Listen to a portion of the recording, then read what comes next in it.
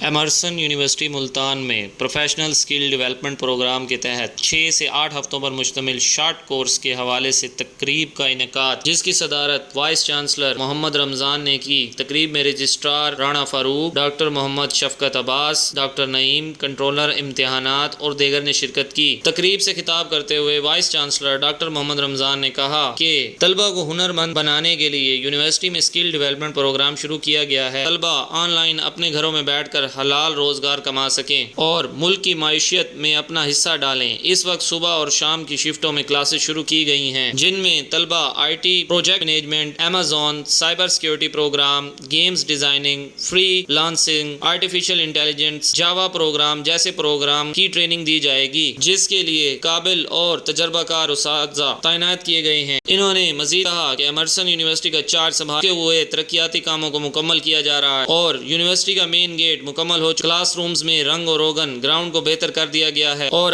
کے کلاسز میں air condition لگوائے جائیں گے اور اسے یونیورسٹی میں لگے 150 کلو واٹ سولر سسٹم سے چلا اور طلبہ کی تعلیمی پیاس کو بجھانے کے لیے لائبریری میں خالی اسامی پر تعیناتیاں ہو چکی ہیں۔